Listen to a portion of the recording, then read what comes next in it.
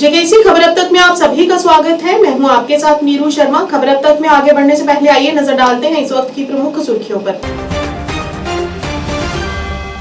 श्रीनगर में आज डीपीएपी के अध्यक्ष गुलाम नबी आजाद ने की पत्रकारों से बात। कहा, संसद चुनाव जीतने पर राज्य का दर्जा सर्वप्रथम करेंगे बहाल।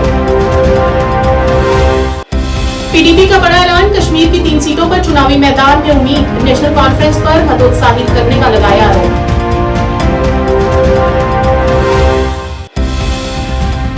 डाक बंगला सुंगुल में स्वीप के तहत नए मतदाताओं, आशा कार्यकर्ताओं और आंगनबाड़ी कार्यकर्ताओं के लिए जागरूकता शिविर का किया गया आयोजन।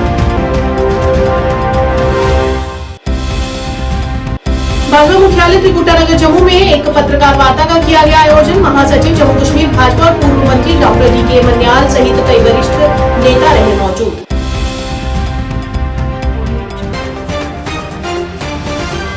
क्या आप परेशान हैं? आज ही संपर्क करें। 100% गारंटी के साथ पाए हर परेशानी का समाधान। प्रेम विवाह के लिए माता पिता को मनाना, प्रेमी प्रेमिका में झगड़ा, सौतन दुश्मन से छुटकारा, तलाक केस, नौकरी कारोबार में रुकावट, विदेश यात्रा या कर्ज मुक्ति, लॉटरी नंबर पाओ 649 हो या लोटो मैक्स, प्यार में धोखा खा चुके प्रेमी प्रेमिका, एक बार जरूर संपर्क करें। मैं आपका प्यार टूटने नहीं दूंगा। 98,769 अब समाचार विस्तार से। श्रीनगर में आज पत्रकारों से बात करते हुए डेमोक्रेटिक प्रोग्रेसिव आजाद पार्टी के अध्यक्ष गुलाम नबी आजाद ने कहा कि अगर वे संसद चुनाव जीतेंगे तो वे राज्य का दर्जा बहाल करने के लिए हर संभव प्रयास करेंगे और उसके लिए अपनी पूरी ताकत और जनता के साथ किए गए इस वादे को जरूर निभाएंगे। और कहा कि चुनाव जीतने के बाद युवाओं को नौकरी, जमीनी सुरक्षा आदि ऐसे मुद्दे हैं जिन्हें प्राथमिकता के आधार पर हल करने का प्रयास करेंगे। तो मैं सोचता हूं कि अभी ये लड़ाई अभी लॉजिकल कंक्लूजन पे नहीं पहुंची। उस लड़ाई का ये फायदा हुआ कि वजीर आजम ने और होम मिनिस्टर ने हमारी वो रिक्वेस्ट मंजूर की कि स्टेटहुड देंगे, जो कि पहले उड़ा ली थी। जो जद्दोजहद हमने 1 महीना की, स्टेटहुड माना। लेकिन आजकल जो चमन गोइयां हो रही हैं कि स्टेटहुड देंगे, लेकिन वो दिल्ली जैसी स्टेटहुड होगी, पौंडीचेरी जैसी स्टेटहुड, और हर फाइल, हर कैबिनेट का फैसला लेफ्टिनेंट गवर्नर के पास, तो वो हमें मंजूर नहीं। गुलाम नबी आजाद को मंजूर नहीं, और शायद जम्मू कश्मीर का हिंदू, मुसलमान, कश्मीरी, पहाड़ी, गोजरी, किसी को भी वो मंजूर नहीं। हम वही रियासत चाहते हैं जो जमानों से चलती आ रही है। मुगलों के जमाने से भी चलती, सिखों के राज में भी चलती रही, महाराजा के राज में भी चलती रही। चाहे ताकत महाराजा के पास रही हो, लेकिन स्टेटहुड थी हमारी। उस स्टेटहुड की इससे पहले के इलेक्शन असेंबली का कभी हो जाए 6 महीने बाद, 8 महीने बाद, साल बाद, और फिर उस वक्त हम कहेंगे हमारे हाथ में कुछ नहीं है, ये तो स्टेटहुड तो मिल गई, गवर्नमेंट ऑफ इंडिया ने तो वादा किया, लेकिन ये कैसी, ये तो लंगड़ी लोली स्टेट। उसके लिए मैं पार्लियामेंट में अपनी पूरी ताकत, अपनी पूरी जबान, अपने पूरे इन्फ्लुएंस का इस्तेमाल करना चाहता हूं कि हमें स्टेटहुड मिले। उस स्टेटहुड से जो उससे कनेक्टेड चीजें हमसे छीनी गई है वो भी आएंगी। पीडीपी ने आज बड़ा ऐलान करते हुए कहा कि वे आगामी संसदीय चुनाव में कश्मीर की 3 सीटों पर अपने उम्मीदवार उतारेंगे, खासकर कश्मीर में। श्रीनगर में एक पत्रकार वार्ता को संबोधित करते हुए महबूबा मुफ्ती ने उमर अब्दुल्ला की कड़ी आलोचना की। उन्होंने कहा कि नेशनल कॉन्फ्रेंस ने उनसे सलाह लिए बिना ही अपने उम्मीदवारों की घोषणा कर दी है। उन्होंने कहा कि वे कुछ दिन ही में अपने उम्मीदवारों की घोषणा करेंगे। नहीं, कोई गलत बात नहीं थी वो। अगर हम जब जम्मू कश्मीर के हम हालात देखते हैं, जो मुश्किलात हैं, जो यहाँ पर माहौल बना है 2019 के बाद, उसका ये तकाजा था कि हम लोग इकट्ठे चलते, एक इतिहाद के साथ आगे चलना था हमें। और क्योंकि आपको मालूम है हजारों नौजवान हमारे जेलों में बंद हैं, बात नहीं आप कर सकते हो। हमारी तो क्या बात, आप जो जर्नलिस्ट हैं बात करते हैं, कितने सारे हैं हमारे जर्नलिस्ट बंद हैं। हमारे नौजवान बाहर की जेलों में इस वक्त खुदा न खासा सड़ रहे हैं, मुसीबत में हैं। मुलाजिम क्या है, उसके घर वाले बात नहीं कर सकते हैं। हर हिसाब से देखिए कि एक बहुत ही जाति का माहौल चल रहा है। तो इस माहौल में हमारा इकट्ठे चलना बहुत ज़रूरी था, और यही वजह थी कि मैंने बॉम्बे में जब इंडिया अलायंस की मीटिंग हुई तो मैंने वहाँ जब जम्मू कश्मीर की बात चली तो मैंने कहा वहाँ पर कि फारूक साहब हमारे सबसे सीनियर लीडर हैं, जम्मू कश्मीर के हवाले से ये फैसला करेंगे। ये सोच के कि फारूक साहब बड़े हैं, ये जज जब कोई बनता है तो वो इंसाफ की बात करता है, तो मुझे उम्मीद थी कि वो पार्टी मफादात से ऊपर उठ के बात करेंगे। और अगर यही फैसला करना था जो उन्होंने किया, अगर उनको लगा, फारूक साहब को लगा, उमर साहब को लगा कि पीडीपी की आवाज़ से बेहतर आवाज़ हमारे पास लोग हैं, जो नुमाइंदे हैं, वो ज़्यादा बेहतर तरीके से जो जम्मू कश्मीर के लोगों का दर्द है, जो यहाँ की तकलीफ है, जो यहाँ की मुसीबत है, उसकी अक्कासी पार्लियामेंट में कर सकती, तो कुछ भी नहीं करना था। जो बात कल उमर साहब ने कही, ये बात ये आज से 2 महीने पहले कह सकते थे, मुझे फ़ोन कर सकते थे फारूक साहब, उमर साहब मुझे बुलाते, मुझे कहते कि आपने फारूक साहब को जिम्मेवारी रखी है फैसला करने की। हमने ये फैसला किया है किसी वजह से कि आप शायद हमारे लोग बेहतर वहाँ नुमाइंदे बन सकते हैं, बेहतर तरीके से आप जम्मू कश्मीर की आवाज़ पहुँचा सकते हैं, इसलिए हमने ये फैसला ऐसा कर दिया है कि आप मत लड़िए, हम सिर्फ लड़ेंगे। तो शायद जो लार्जर इंटरेस्ट है, क्योंकि आप देखिए हम किस चीज़ के लिए लड़ रहे हैं, हम तो लुट चुके हैं, हमारे पास क्या है अब, तो अब हम पार्लियामेंट की सीटों के लिए आपस में एक दूसरे के कपड़े फाड़ें। तो अगर फारूक साहब ने या उमर साहब ने मुझे बुला के ये कहा होता कि आपने चूंकि फारूक साहब के ऊपर जिम्मेवारी छोड़ी है, हमें लगता है कि आप लोग शायद अच्छी तरह हमारी मुश्किलात की अक्कासी नहीं कर सकते हो, हमारे लोग बेहतर हैं, या हमारे पार्टी वर्कर नहीं मान रहे, वट एवर इट वॉज, जो भी उनको मतलब फैसला जिस वजह से किया, तो हम सोचते लार्जर इंटरेस्ट में ऐसा ही होना चाहिए। चलिए हम पार्लियामेंट में नहीं पहुंचेंगे, ये अगर पार्लियामेंट में पहुंच के बेहतर कारकर्दगी कर सकते हैं तो ठीक। उपायुक्त बानीपुरा शकीरुर रहमान राठौर के निर्देश पर आज डाक बंगला सुंबुल में नए मतदाताओं, आशा कार्यकर्ताओं और आंगनवाड़ी कार्यकर्ताओं के लिए व्यवस्थित मतदाता शिक्षा और चुनावी भागीदारी के तहत जागरूकता शिविर लगाया गया। कार्यक्रम की अध्यक्षता एसडीएम सुंबुल अमीर चौधरी ने की। इस मौके पर उनके साथ अन्य अधिकारी भी मौजूद रहे। कार्यक्रम का उद्देश्य लोकतांत्रिक ढांचे में समावेशिता सुनिश्चित करते हुए छात्रों, आशा कार्यकर्ताओं, आंगनवाड़ी कार्यकर्ताओं की जागरूकता, पहुंच और भागीदारी को बढ़ाना रहा। तो ये खुशबू है तो ये डिपार्टमेंट का इलेक्शन कमीशन शबीर आप हमारे साथ यहाँ पर है, तो बहुत बहुत शुक्रिया आप सभी का।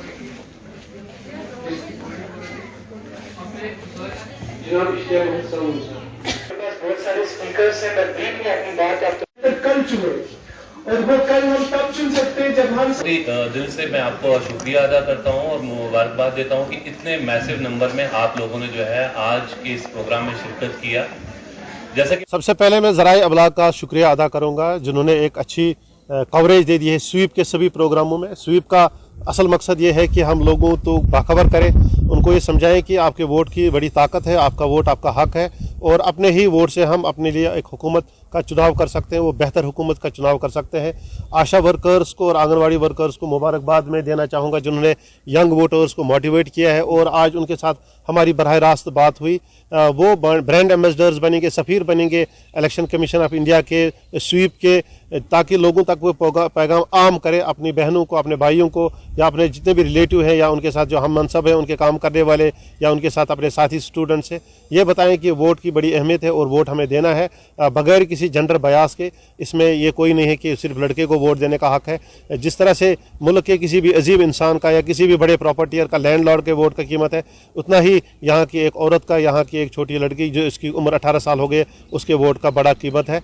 और ये पैगाम बांडीपोरा से लेकर सारी यूटी में आम कर दिया जाता है कि हमारे ज़िले में वोटर टर्नआउट 75% से आगे बढ़े, और हम कोशिश कर रहे हैं कि यहाँ पर मैक्सिमम वोटर टर्नआउट रहे। सीआई की गाइडलाइंस के हिसाब से जो लोकसभा 2024 चुनाव होने जा रहे हैं, और डिस्ट्रिक्ट इलेक्शन ऑफिसर की गाइडलाइंस पे हमने एक स्वीप का प्रोग्राम यहाँ सुंबल इरिगेशन कॉलोनी में एसडीएम साहब की सदारत में कर लिया, जिसका मुद्दा और मकसद जो था वो सेंसिटाइज़ करना था फीमेल वोटर्स को। जो हमारी सोसाइटी में हम देखते हैं कि वोटिंग जो है वो बहुत कम परसेंटेज में होती है, ताकि हम जागरूकता बढ़ाएं लोगों में, वो आ जाएं और यहाँ पे वोट करें। उसमें एक इलेक्शन को इंक्लूसिव, फेयर, जिसको हम कहते हैं इन्फॉर्म्ड वोटिंग, वो एक कंसेप्ट लोगों में बढ़ाने के लिए हमने यहाँ पे आशा वर्कर्स को बुलाया, उनके साथ में 3 यंग वोटर्स भी आ गए, उनको हमने सेंसिटाइज़ किया कि आप अहमियत समझे अपने वोट की, ताकि हम बेहतर से बेहतर कल चुने और करप्शन फ्री इंडिया को हम आपके सामने लेके आ जाए। भाजपा मुख्यालय त्रिकुटानगर जम्मू में एक पत्रकार वार्ता के दौरान डॉक्टर डी के मन्याल ने इंडिया गठबंधन के प्रति अपनी प्रतिक्रिया को व्यक्त करते हुए कहा कि यह गठबंधन देश विरोधी है और ऐसी विरोधी ताकतों का परचम अपने देश में लहराना एकमात्र जिसका लक्ष्य है और वह पूर्ण रूप से भ्रष्टाचारी है। उन्होंने कहा कि इस गठबंधन में कुछ परिवारवादी पार्टियां हैं जो केवल अपने लोभी मंसूबों को पाना चाहती हैं। इस दौरान उन्होंने कहा कि भाजपा ही एकमात्र ऐसी पार्टी है जो जम्मू कश्मीर के लोगों की भलाई चाहती है और युवाओं का विकास चाहती है और माताओं और बहनों के अधिकारों को सुरक्षित रखती है, जो विकासात्मक दृष्टिकोण के साथ साथ देश विरोधी तत्वों को खत्म करने की क्षमता रखती है। और कहा कि इससे अधिक जनता को भाजपा का समर्थन करना चाहिए और पार्टी के साथ साथ जुटकर अपना सहयोग देना चाहिए। साथियों, अभी पूरा देश चुनाव के माहौल में है और एक चुनाव का माहौल जो है कश्मीर से लेकर कन्याकुमारी तक बना हुआ है। इसी दौरान जम्मू कश्मीर भी हमारा, जहाँ पे 5 चरणों में एक सीट पर एक चरण में चुनाव होगा।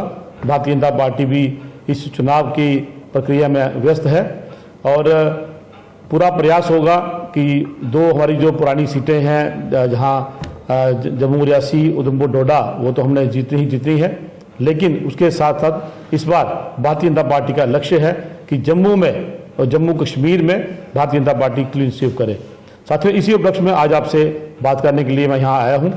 हमारे विरोधी, परिवारवादी, भ्रष्टाचारी लोगों का जो एक जमावड़ा है, एक जो संगठन है जिसको वो गठबंधन कहते हैं, उस गठबंधन ने पिछले कुछ दिनों में आपने भी देखा होगा, मीडिया के माध्यम से हमने भी पढ़ा और देखा भी है कि एक बहुत बड़ी रैली उन्होंने करने की कोशिश की, जिसको वो खुद एक सेल्फ स्टाइल्ड बड़ी रैली कहते हैं, और अलग अलग पार्टियों के लोग उसमें इकट्ठे थे। सभी परिवारवादी, सभी भ्रष्टाचारी और घोर विरोधी भारतीय जनता पार्टी के, जिनका काम सिर्फ और सिर्फ मोदी जी को गाली देना, देश के ऊपर खतरा मंडरा रहा है ये बात कहना, जो भ्रष्टाचारी हैं उनको बचाना, जो जिनके ऊपर केस चल रहे हैं उनको बचाना, कुछ जेल में हैं, कुछ बेल पर हैं, उनके बारे में बात करना, और हमेशा ये बात कहना कि मोदी देश के लिए खतरा है, मोदी लोकतंत्र के लिए खतरा है। साथियों, ऐसे लोग जो उस गठबंधन के अंदर हैं, जो भ्रष्टाचारी गठबंधन है, जिसको इंडिया अलायंस कहते हैं, भ्रष्टाचारी परिवारवादियों का गठबंधन, आज अगर उस गठबंधन की बात करें, जब हम बात करते हैं उस ग्रुप में जो एक झुंड जो है, उस झुंड में कौन है? जम्मू कश्मीर से हमारे फारूक अब्दुल्ला साहब जिन्होंने पूरी राजनीति जो है अपने परिवार के लिए की। उनसे पहले उनके पिताजी के बाद फारूक साहब के बाद उमर साहब के बाद उनके परिवार के लोग। और ये जो पार्टी है national conference party Jammu Kashmir की, अपने जो उन्होंने अत्याचार किए, जो दुष्प्रचार किया, उसको ये भूल जाते हैं कि आज 90 के दशक में हजारों लाखों हमारे जो कश्मीरी पंडित भाई बहन थे, उनको वहां से माइग्रेट होना पड़ा, और हमारी बहनों के साथ उन्होंने क्या अत्याचार किया वो किसी से छुपा नहीं है। रमजान के महीने में राजस्व, पुलिस, मौसम विज्ञान, नगरपालिका समिति, काजीकुंड और राजस्व विभागों के विशेष दस्तावेजों द्वारा आज बाजार की जांच तेज कर दी गई। टीम का नेतृत्व तहसीलदार काजीकुंड खुर्शीद अहमद तांतराय, ईओ काजीकुंड एम इरफान वानी ने किया, जिसमें बाजार में बिकने वाली चीजों की गुणवत्ता और उनकी कीमतों की समीक्षा की गई और विक्रेताओं को निर्देश दिया गया कि वे अपने वेंडर इस प्रकार लगाएं कि यात्रियों को किसी भी प्रकार की असुविधा न हो।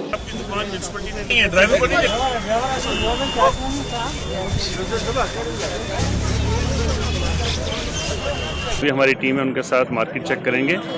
हमने सबसे ज़्यादा जो कंजेशन थी हमें बस स्टैंड पे यहाँ परेशानी थी, इनमें जितने फ्रूट वेंडर्स हैं सबको एक सिमेट्री में एक लाइन पे लगा के, और जो गाड़ियों वाली की परेशानी थी इन सबको एक सिमेट्री में लगाया, और हमारे साथ पुलिस और दीगर सारी टीम्स शामिल थी। हमारी ये कोशिश रहेगी कि लोगों को दिक्कत ना आए, ज़्यादा परेशानी ना आए, क्योंकि रमज़ान के महीने में रश बहुत होता है। तो रेट्स भी चेक किए, और जहाँ कहीं कोई ज़्यादा कोई ऐसी परेशानी थी वहाँ पे हमने मौके पर भी उनको सजेस्ट किया, उनको समझाया, ताकि लोगों के साथ ज़्यादा ज़्यादती ना हो और रेट जो है वो बराबर रहें और मार्केट जो है वो अच्छे से रहे। कई गांवों के लोगों ने बरगोची शोपियां में रेलवे स्टेशन बनाए जाने के खिलाफ विरोध प्रदर्शन किया, जिसका निर्माण जल्द ही प्रस्तावित है। इस विरोध प्रदर्शन का नेतृत्व शोपियां जिले के भाजपा उपाध्यक्ष शाहनवाज रेशी ने किया। प्रदर्शनकारियों ने कहा कि उनकी हजारों मील बागवानी भूमि इस रेलवे स्टेशन के अंतर्गत आती है, जो उनके साथ साथ अन्याय है और भविष्य में परिवारों को इसके कारण कठिनाइयों का सामना भी करना पड़ेगा। इस दौरान उन्होंने रेलवे स्टेशन को अन्य इलाकों में स्थानांतरित करने की अपील की ताकि बागवानी क्षेत्र को कोई हानि न पहुंचे।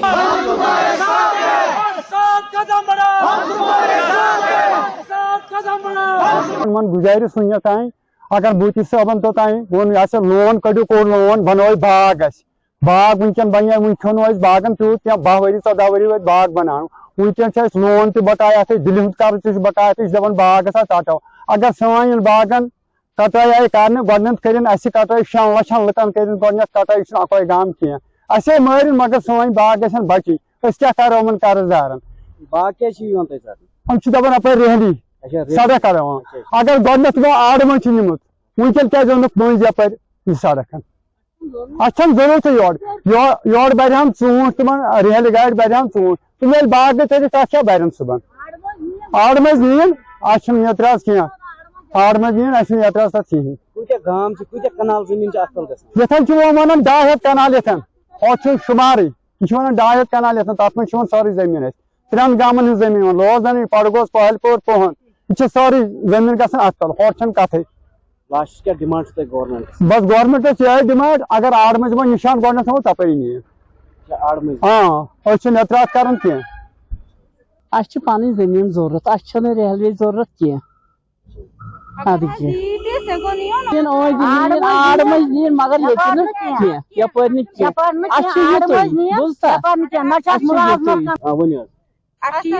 सोरे जमीन जिरात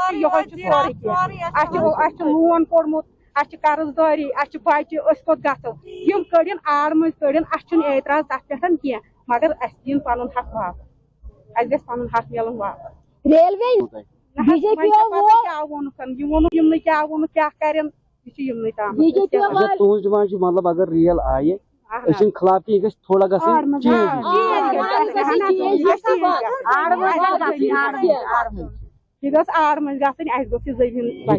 जमीन सोरे क्या दुकान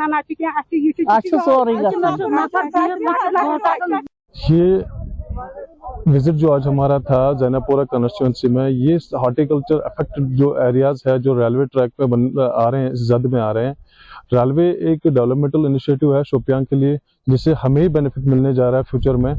लेकिन अब इसमें हॉर्टिकल्चर जो हमारी बैकबोन है इकोनॉमी की, ये इन्वॉल्व हो रही है।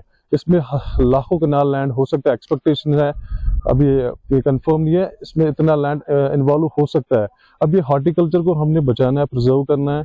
इस हवाले से भारतीय जनता पार्टी शोपियान का जो टीम है, खासकर हमारे स्टेट प्रेसिडेंट रविंद्र रैना जी ने भी इस हवाले से ड्यूकाम से भी बात करी है, माननीय एलजी साहब से भी बात करी है, और अगर हमें मरकज तक भी रसाई करनी पड़ी वहां तक भी जाएंगे। लेकिन हॉर्टिकल्चर जो हमारा शोपियां का है, बैकबोन है हमारी इकोनॉमी की, इसको बचाने की पूरी कोशिश करेंगे और भारतीय जनता पार्टी लोगों के साथ है और इनके साथ पूरा इंसाफ किया जाएगा। क्या आपकी तरफ से और आपकी पार्टी की तरफ से डेफिनेटली देखिए, सबसे बड़ा जरिया ये है। कश्मीर में इस बार पर्यटकों की संख्या में काफी ज्यादा इजाफा हुआ है और पर्यटक कश्मीर की वादियों का आनंद लेने के लिए यहाँ पर पहुंच रहे हैं और वह प्रशासन द्वारा किए गए इंतजाम और यहाँ के स्थानीय लोगों के सहयोगात्मक रवैये से भी बेहद प्रभावित हुए हैं। गुलमर्ग में आए पर्यटकों ने बाइक राइड का भी लुत्फ उठाया और यहाँ पर उन्होंने अपने अनुभवों को भी साझा किया।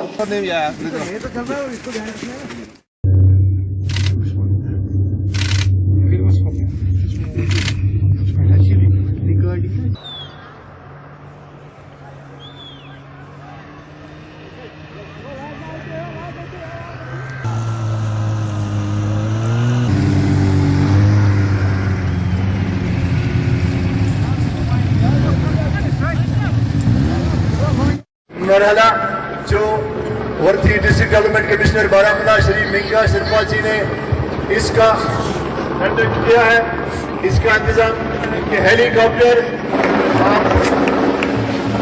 की तरह से मुआयना कर रहे हैं। ऊपर से आपके ऊपर फूल गिरने वाले हैं। इस्तेकबाल आप मैं ये कश्मीर में 7 टाइम आ चुकी हूँ, ये मेरा 7वीं बार है। अभी कश्मीर में बहुत अच्छा है, कुछ प्रॉब्लम नहीं है, सब सुविधाएं बहुत अच्छी है। हम अभी टुलिप गार्डन देखा, वो बहुत ही बढ़िया, 1 घंटे में इतना अच्छा देखा हमने। ज़िंदगी भर याद रखेंगे। शिकारा राइड भी हमारा बहुत अच्छा था। अभी हम आए गुलमर्ग, उधर भी हमने वो बाइक राइड लिया, वो बहुत बढ़िया।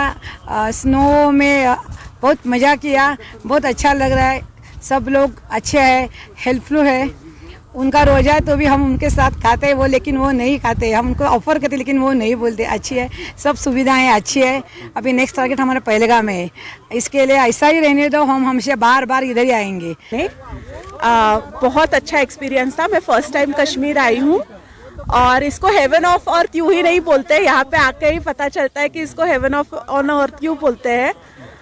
यहाँ के लोग बहुत अच्छे हैं, वेरी कोऑपरेटिव। आज अभी तक हम 3-4 दिन हो गए हमको यहाँ पे आए हुए, कुछ भी दिक्कत नहीं है। बहुत ही अच्छे लोग हैं and all the arrangements are also very good. We are very happy. Thank you. अभी आप कहाँ जा रहे हो? अभी गुलमर्ग जाएंगे, पहले गंडोला राइड पे चले जाएंगे। फेज़ 1 फेज़ 2 दोनों का बुकिंग किया है and we are enjoying the snow, so very happy to come here. Thank you. बहुत सुंदर है, अनएक्सपेक्टेड था, लगता नहीं है कि इंडिया का ही है। तो कहाँ से? हम लोग राजस्थान से, हम सोनमर्ग होके आए हैं अभी आज यहाँ। Jammu Kashmir ration dealers association द्वारा जम्मू में विरोध प्रदर्शन किया गया और विभाग के खिलाफ नारेबाजी कर रोष प्रकट किया गया। इस मौके पर अध्यक्ष FPS dealers association JKUT Ajay Gupta, Sanjay Abrol, कार्यकारी अध्यक्ष एफपीएस डीलर्स एसोसिएशन जेकेयूटी सहित तमाम राशन डीलर्स मौजूद रहे। नाराजगी व्यक्त करते हुए उन्होंने कहा कि कोरोना काल के दौरान किए गए राशन वितरण की कमीशन उन्हें अभी तक नहीं मिली है, लेकिन केंद्र से वे कब की लागू हो चुकी है। इस दौरान उन्होंने उसे जल्द से जल्द देने की गुहार लगाई।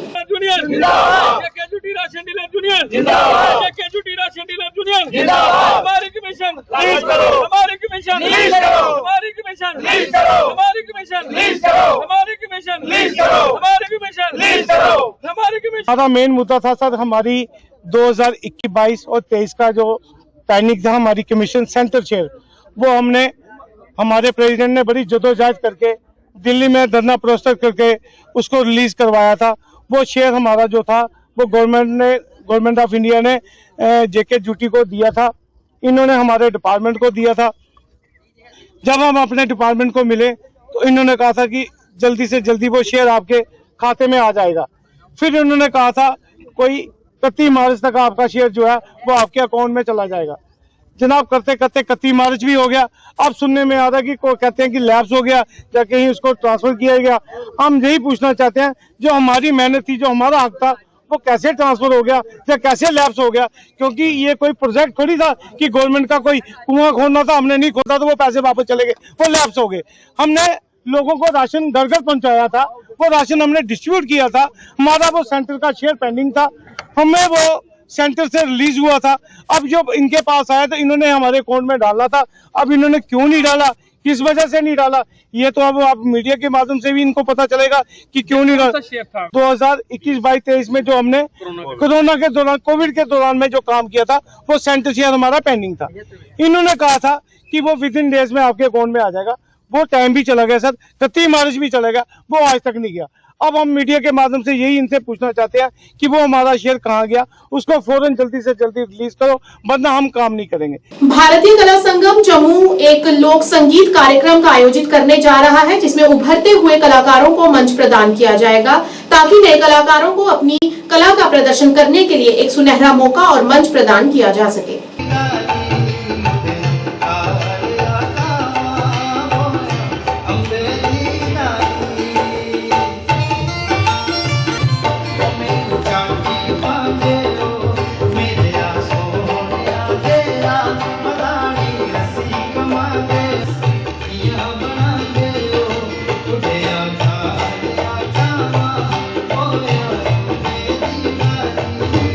मैं रमेश सिंह, डायरेक्टर भारतीय कला संगम। भारतीय कला संगम आज का ये कार्यक्रम जो होने जा रहा है वो भारतीय कला संगम की तरफ से डोगरी फोक म्यूज़िक पेश किया जा रहा है। भारतीय कला संगम जिन बच्चों को मंच नहीं प्रदान होता हम उनको स्टेज प्रोवाइड करते हैं। तो आज का जो कार्यक्रम है नए आर्टिस्ट गा रहे हैं, उनकी प्रस्तुति हो रही है। तो भारतीय कला संगम का यही प्रयास रहा है कि हम अच्छे से अच्छे कार्यक्रम जम्मू को दें, क्योंकि जम्मू का जो कल्चर है दिन ब दिन खत्म होने की कगार पर है। तो भारतीय कला संगम ने यही बेड़ा उठाया हुआ है कि हम जो हमारा कल्चर है, जो हमारा डोगरी फोक है, हम उसको जीवित रखें और उसके कार्यक्रम करवाएं ताकि हमारा जो डोगरी फोक कल्चर है वो जिंदा रहे। तो भारतीय कला संगम आइंदा भी ऐसे कार्यक्रम हर महीने किए जाएंगे ताकि जो हमारा कल्चर है दिन ब दिन खत्म हो रहा है हम उसको आगे लाएंगे। न्यूज अपडेट के आज के इस अंक में इतना ही। नए अंक लेकर फिर हाजिर होंगे, तब तक के लिए दीजिए इजाजत। नमस्कार।